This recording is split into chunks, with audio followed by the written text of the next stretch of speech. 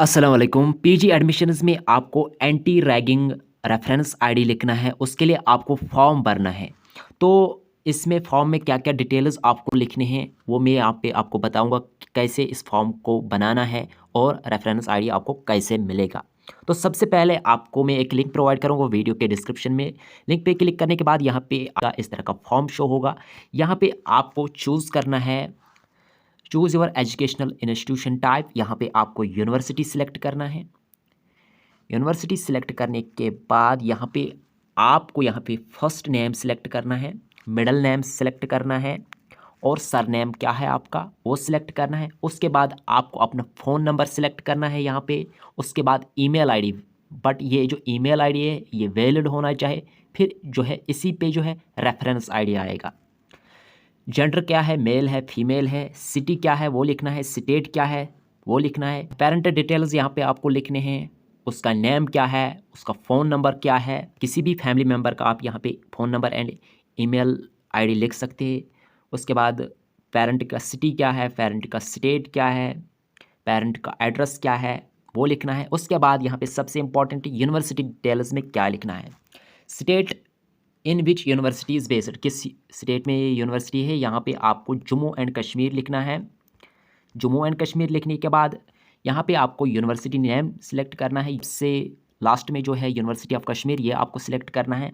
उसके बाद अब यहाँ पे आपको यूनिवर्सिटी डायरेक्टर नेम सिलेक्ट करना है। तो यूनिवर्सिटी में डायरेक्टर नहीं होता है, वो एडमिशन ऑफिस का डायरेक्टर होता है, बट यहाँ पे आपको यूनिवर्सिटी का डायरेक्टर लिखना है। तो आप यहाँ पे ये सिर्फ फॉर्मेलिटी के लिए है। तो यहाँ पे आप वाइस चांसलर का भी नाम लिख सकते हैं, professor Nilofar Khan.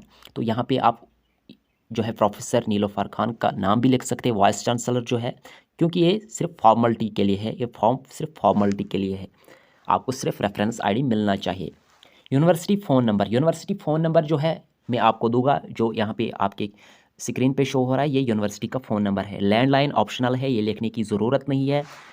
Details of the course, कौन से कोर्स में आप अप्लाई कर रहे हैं। अंडर ग्रेजुएट कोर्स, अगर आप यूजी कोर्स में अप्लाई कर रहे हैं तो अंडर ग्रेजुएट लिखिए। अगर आप पोस्ट ग्रेजुएट डिग्री कोर्स में अप्लाई कर रहे हो तो PG course, post graduate degree आप सिलेक्ट कीजिए। Name of the course, name of the course for example अगर आप पीजी कर रहे हैं किसी भी subject, for example art stream के सब्जेक्ट्स में अगर आप पीजी कर रहे हैं तो आप MA education, MA economics, MA social, इसी तरीके से।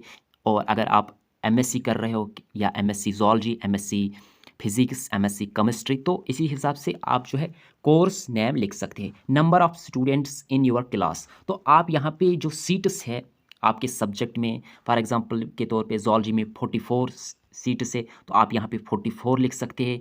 इसी तरीके से यहाँ पे पॉलिटिकल साइंस में 66 है तो आप यहाँ पे 66 लिख सकते हैं। अगर किसी कैंडिडेट का यहाँ पे एजुकेशन है तो वो सीट्स के हिसाब से लिखिए। करंट ईयर स्टडी आपको 1 लिखना है, 1 लिखना है। Nearest police station in your university, nearest police station कौन सा है यूनिवर्सिटी के पास, तो यहाँ पे नगीन पुलिस स्टेशन जो है नियरेस्ट पुलिस स्टेशन है कश्मीर यूनिवर्सिटी का। उसके बाद आपको क्या करना है, उसके बाद आपको इन सभी पे टिक करना है, कुछ इस तरह से। टिक करने के बाद यहाँ पे कुछ डिटेल्स है, जैसे कि वेयर यू एवर रैगड, इसको आपको नो करना है। Did you ever rag anybody, इसको भी नो रखना है।